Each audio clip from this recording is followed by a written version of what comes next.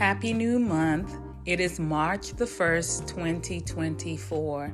Okay, we are in the third month of 2024. I mean, time is flying.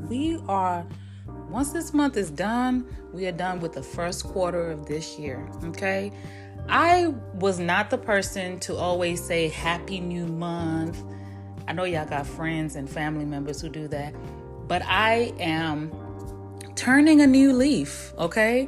In November 2023, I was like, listen, girl, we're about to go ahead and step into this new self, and I am just super excited to take this journey to get to know, what I have been through and just to have a conversation, like we sitting down, sipping on our tea, coffee, and just talk about life in itself. And also I'll be sharing things in my life that I have experienced. And I know I'm not the only person, but let me introduce myself to you.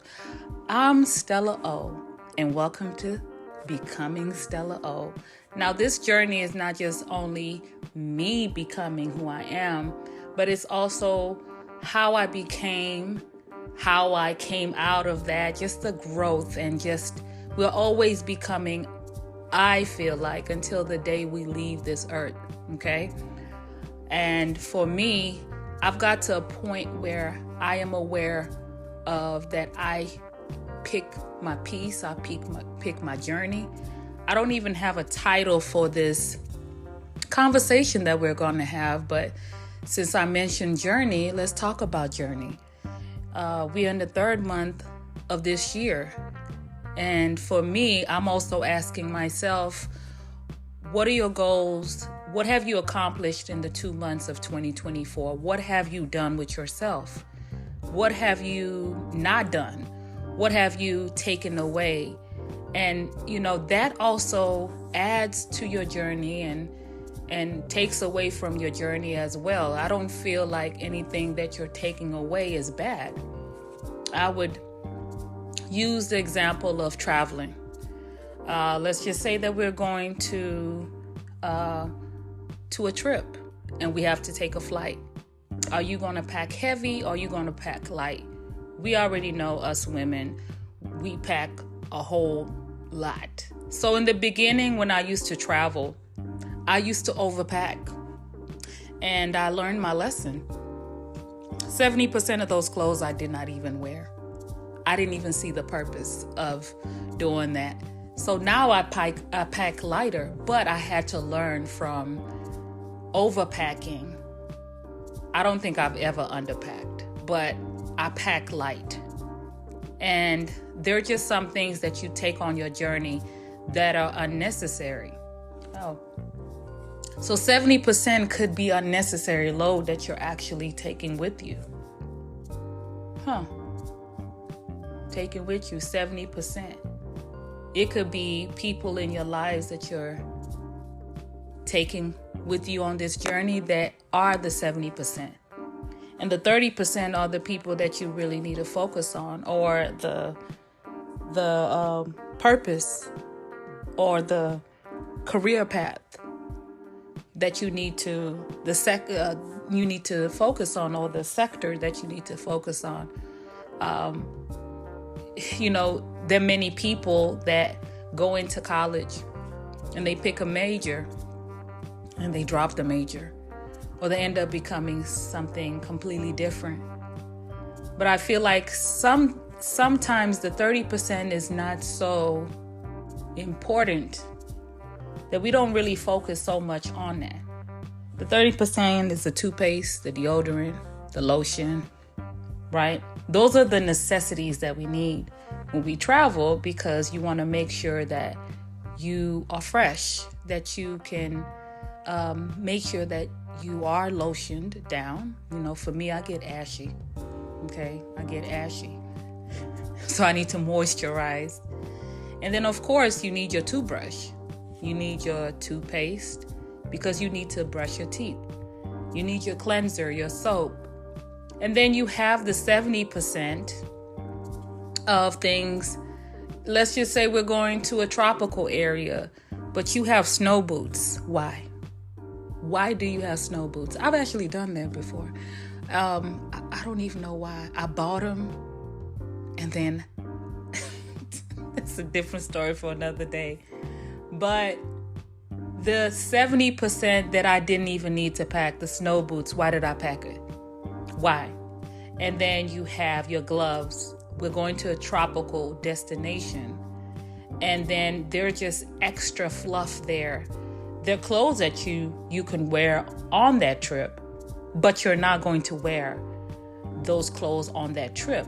They're not bad clothing. It's just an extra baggage, an extra load. And I feel like in life you have career paths, you have friendships, relationships, you have even the diet, the food, or your lifestyle, I would say, that is a necessity to keep up. The things that you read, you listen to, or whatever comes out of your mouth. But then we have the 70%, which is negativity. You have people in your life that don't need to be in your life. You're focusing on a career that's not a career. Like there's no plan, and just an empty load that doesn't even need to be in your journey that you're going, or the path that you need to go. So what happens is that you're pulled back. And for me, I feel like I have been in those places multiple times in my life. And probably some people look and say, no, I have. And I feel like also, I think everybody has. But I think the percentages, it's like a seesaw. It goes up and down until you can balance yourself and get to the place where you're like, this is the path, this is the journey that is meant for me. Because the formula that's for Stella and the load that's for Stella is a different load that's for somebody else. And that's for her and that's for him. So I can pack. My capacity and my balance could be 30%, but his capacity could be 40%, and her capacity could be actually 10%. So it's different. And the comparison is where we start comparing our lives to other people's lives when your level is you're on a different scale. And I think for us, like for me, I've never seen myself comparing myself to anybody's life. For me, it's just been where I take too much upon myself. So my load is 30. I can tolerate 40. Then since I can tolerate 40, I go ahead and I add another 10, 60, and see, you just keep adding because you're able to deal with that load. And for me, in November, prior to November, I was already over 100. So my max amount was already over. And when you do that so much, you deteriorate yourself on a mental, on a spiritual, as just yourself. And you lose yourself. And I got to the point where the journey that I was taking, I was being pulled back with unnecessary load, with excessive load. That my 30% that I'm supposed to carry and that path I'm supposed to take in the journey, I was getting nowhere because I'm being pulled back by all this extra load. I'm helping this person, I'm doing this, I'm parenting. Yes, I said parenting. Because you can get lost even as a parent. And I feel like as parents, as mothers, we feel guilty like it's our obligation. It is. We are mothers. We're supposed to take care of our children. We're supposed to, but you cannot take care of anybody in your life.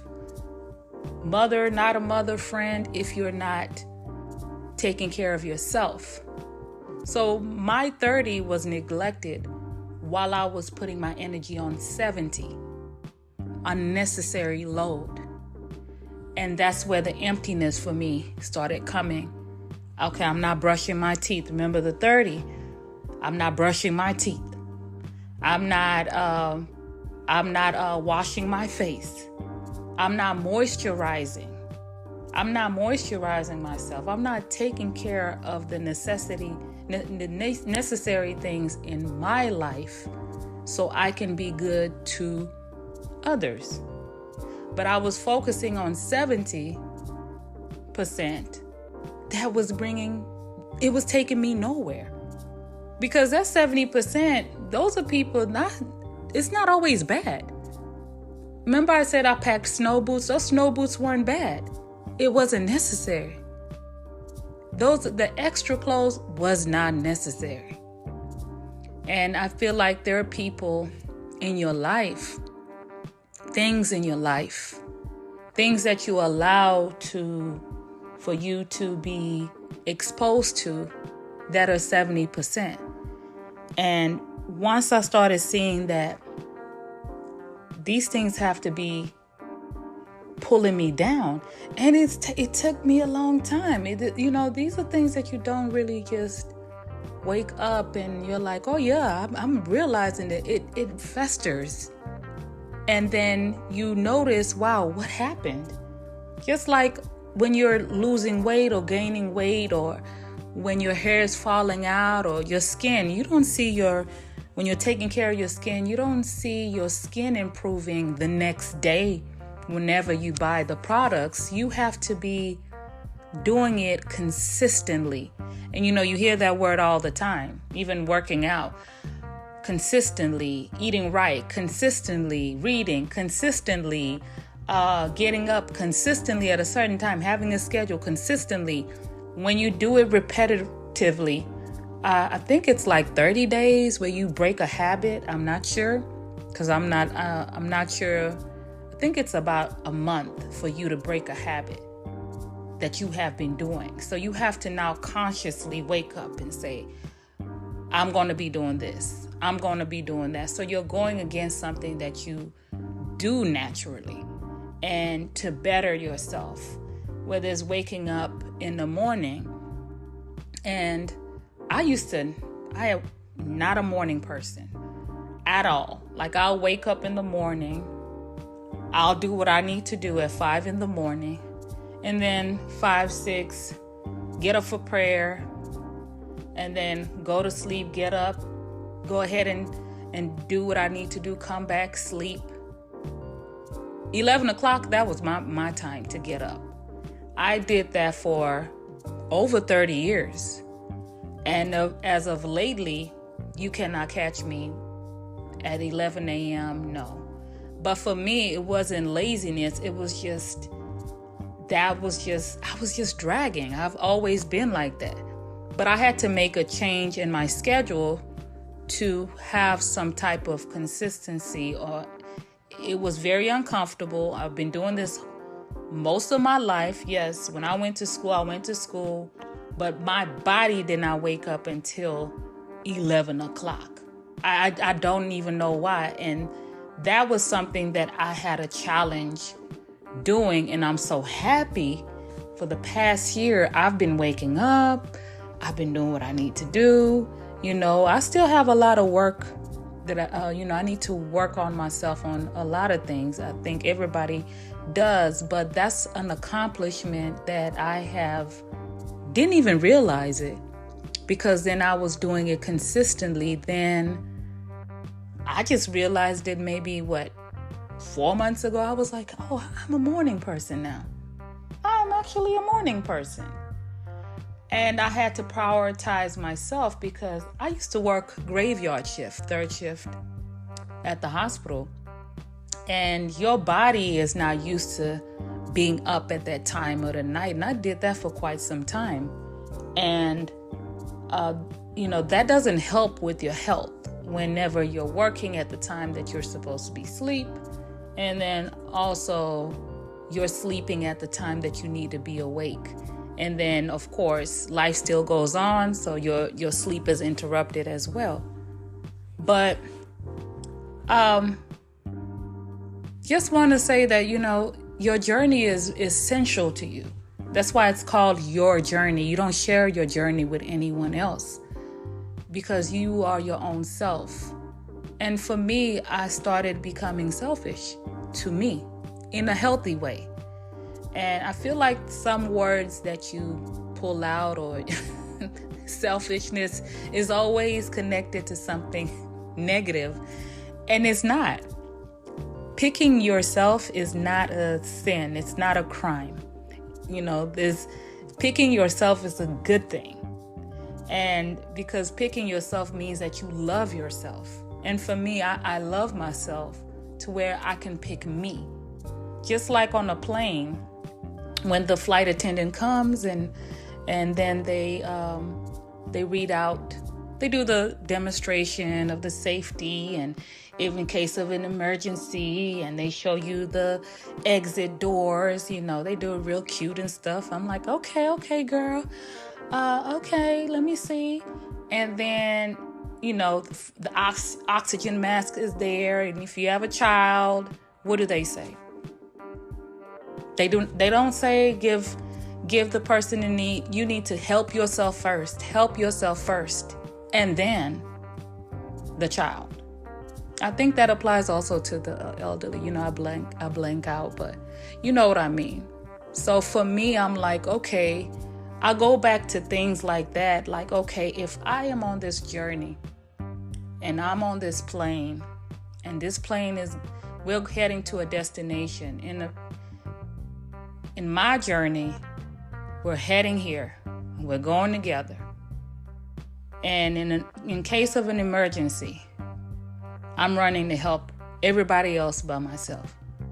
I'm going to the load of 70 instead of my 30. And that's the mistake that I have seen in myself making continuously because I'm a giver.